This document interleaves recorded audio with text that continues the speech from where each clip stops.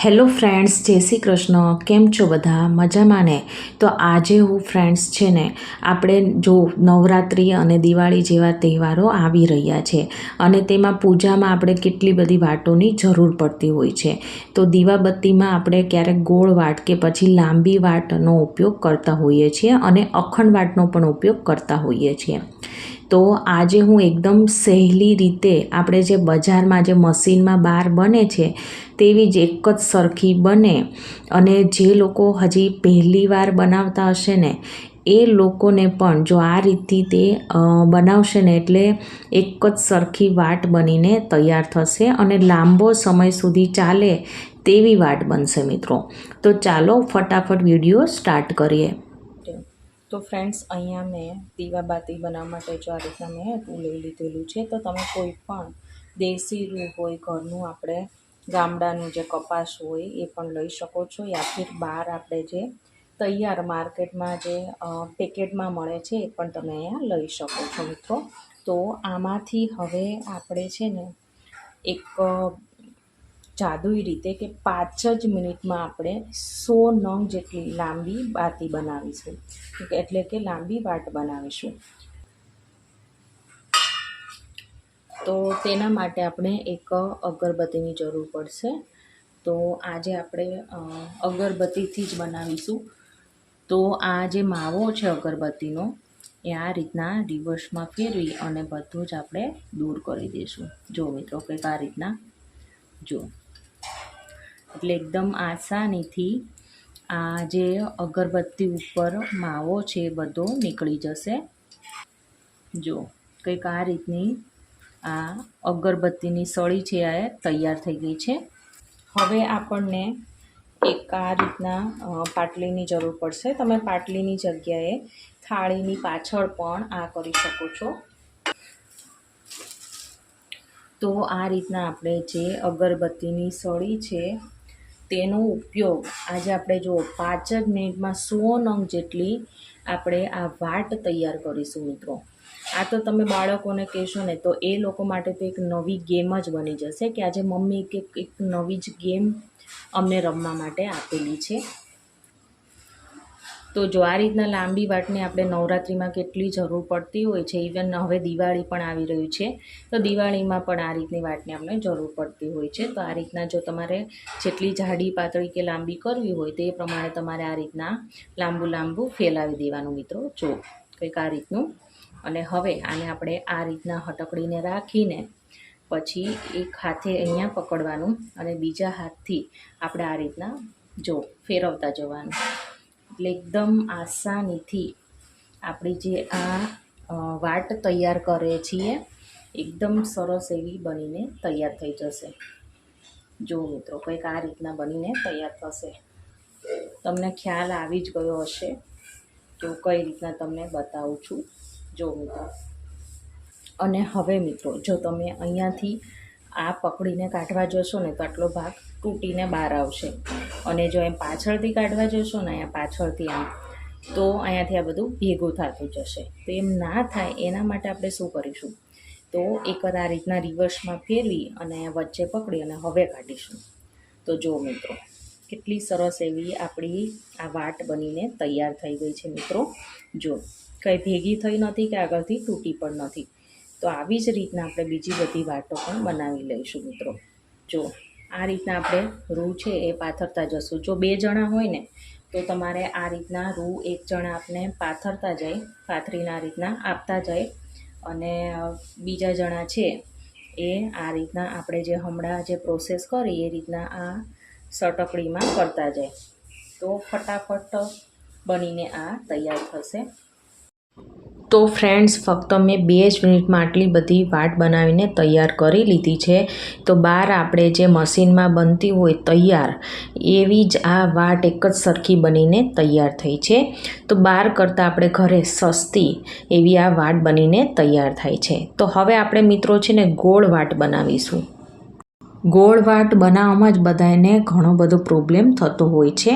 તો તેની બેઝિક જરૂરિયાત છે દૂધ, અથવા તો તમે દૂધની જગ્યાએ પાણીનો પણ ઉપયોગ કરી શકો છો. તો જો આ રીતના થોડો આપણે રૂનો ટુકડો લઈ લઈશું અને તેને 2 ભાગમાં જો આ રીતના વચ્ચેથી રૂ તોડી લઈશું. અને જે તોડેલું રૂ છે એને આ રીતના આંગળીથી બધું ભેગું કરી અને જે બીજા હાથમાં રૂ પકડેલું છે ને, તો તેમાં વચ્ચે મૂકી અને સાઈડમાંથી જો આ રીતના બધી સાઈડથી ભેગું કરી લેવાનું મિત્રો. અને ભેગું કરી જે ભાગ ઉપર વધે તો એને આપણે જો આ રીતના લાંબો કરી અને પછી દૂધવાળી આંગળી કરી આ રીતના આપણે વાટને ફેરવતા જવાનું. જો મિત્રો, તો એકદમ ટાઈટ અને એકદમ સરસ એવી અણી પણ તેની બહાર નીકળશે અને એકદમ સરસ એવી વાટ બનીને તૈયાર થશે મિત્રો. તો જો કેટલી સરસ એવી આ વાટ બનીને આપણી તૈયાર થઈ ગઈ છે. જો મિત્રો, તો હું તમને હજી એક બીજી પણ બતાવી દઉં બનાવીને, એટલે તમને થોડું વધારે પણ આઈડિયા આવી જાય. મેં તમને આગળ કહ્યું તેમાંથી જો આ રીતના છે ને અડધું આપણે બીજા હાથમાં લઈ તેને ભેગું કરી અને આ રીતના વચ્ચે મૂકી અને પછી બધો ભાગ છે આ રીતના આપણે બધી સાઈડથી તેને ભેગું કરી લેવાનું રૂને. અને પછી આ રીતના થોડું ઉપર ખેંચી અને હવે આપણે દૂધવાળી આંગળી કરી આ રીતના ફેલાવી દઈશું મિત્રો. તો એકદમ આસાનીથી આપણી જે આ વાટ છે એ બનીને તૈયાર થઈ જશે. જો મિત્રો, તો મેં એવી જ રીતના બીજી વાટ પણ તૈયાર કરી લીધી છે મિત્રો. તો આ વાટ બનાવતા પણ બિલકુલ ટાઈમ નથી લાગતો. જો આ રીતના બનાવશો એટલે એકદમ સરસ એવી તમારી વાટ બનીને તૈયાર થશે. તો એક બોક્સ હોય આ રીતનું, તો એમાં જો આ રીતના લાંબી વાટ બધી આ રીતના અહીંયા મૂકી દઈશું અને તેની સાથે સાથે છે ને જો આ રીતના જે આપણે વાટ તૈયાર કરી છે એ બધી આપણે આમાં મૂકી દઈશું મિત્રો. તો આ રીતના તમે એક સાથે મહિના દિવસની વાટો બનાવીને મૂકી દેશો તો બિલકુલ કંઈ વાંધો નહીં આવે અને સ્મેલ પણ નહીં આવે. તો ફ્રેન્ડ્સ, જ્યારે પણ તમારે વધારે વાટની જરૂર હોય તો આ રીતના તમે એક સાથે બનાવીને સ્ટોર કરી શકો છો મિત્રો. અને જ્યારે આપણે વાટ કરવાની હોય ત્યારે દિવેટિયામાં લઈ અને પછી ઘી કે તેલનો તમે જે કાંઈ દીવો કરવા માંગતા હોય તો એ ગરમ ઘી કરી અને પછી નાખી પછી ઠંડુ થાય એટલે જોજો તમે આ વાટ છે ને એકદમ આપણે જે મીણબત્તીની મીણ હોય ને તેવી થઈ જશે.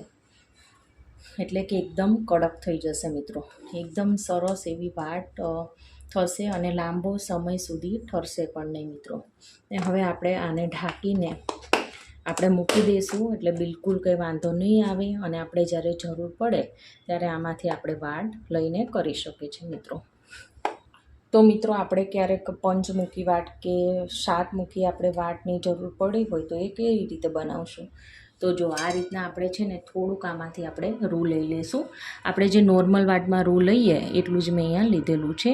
અને આ રીતના ભેગું કરી અને આપણે અહીંયા દૂધની જરૂર પડશે. તો આ રીતના સેજ આંગળીએથી આ રીતના વાટ આપણે જે નોર્મલ તૈયાર કરીએ તે રીતના આ રીતના મોટી તેની અણી કાઢી લેવાની. અને એવી જ રીતના આ બીજી સાઈડ પણ દૂધવાળી આંગળી કરી અને આ રીતના બીજી સાઈડ પણ તેની અણી કાઢી લેવાની. જો મિત્રો, કંઈક આ રીતના તૈયાર થશે. તેવી જ રીતના આપણે બીજી વાટ પણ તૈયાર કરી લઈશું. તો જો આ રીતના હવે છે ને આપણે બધી જ વાટનો આ જે પાછળનો ભાગ છે એ આ રીતના લઈ લઈશું. જો મિત્રો, કંઈક આ રીતના ભેગી કરી લેવાની છે. જો, અને કંઈક આ રીતનું આપણું ફૂલ જેવો આકાર બનીને તૈયાર થશે મિત્રો. જો, અને હવે આપણે દૂધવાળી આંગળી કરી આ બધાને આપણે ભેગી કરી અને આ રીતના આપણે ગોળ ગોળ ફેરવશું. જો મિત્રો, અને પછી આ રીતના આપણે સેટ કરી લેવાનું. તો જો કેટલું સરસ એવું આ ફૂલ આપણું દેખાઈ રહ્યું છે, કેવું સરસ લાગી રહ્યું છે મિત્રો. તો હવે આપણે આને શું કરીશું? હવે આપણે જે આ પંચમુખી જે વાટ બનાવીને મિત્રો એને આ ભાગ હોય ત્યાંથી અહીંયા અંદર આપણે મૂકી દઈશું મિત્રો. જો કેટલું સરસ એવું આ દેખાઈ રહ્યું છે મિત્રો. તો આ રીતના આપણે જો ઘી રેડીશું. અને હવે જો મિત્રો, આ રીતના આપણે માચીસ લઈ અને આપણે બધી સાઈડ આ રીતના દીવો છે એ પ્રગટાવીશું મિત્રો. તો મિત્રો જો આ રીતના કંઈક આપણા દીવડાઓ તૈયાર થઈ ગયા છે મિત્રો, તો દેખાવમાં પણ કેટલું સરસ એવું લાગી રહ્યું છે. તો તમે આ રીતના પણ કરી શકો છો મિત્રો. તમને મારી આજની આ દીવાની કઈ રેસીપી ગમી એ મને કમેન્ટ સેક્શનમાં જરૂરથી કહેજો. અને જો મારી આજની આ તમને રીત ગમી હોય તો મારી ચેનલને સબસ્ક્રાઈબ, લાઈક અને શેર કરવાનું ના ભૂલતા. તો આપણે ફરીવાર મળીશું એક નવા જ વિડીયો સાથે. Thank you for watching.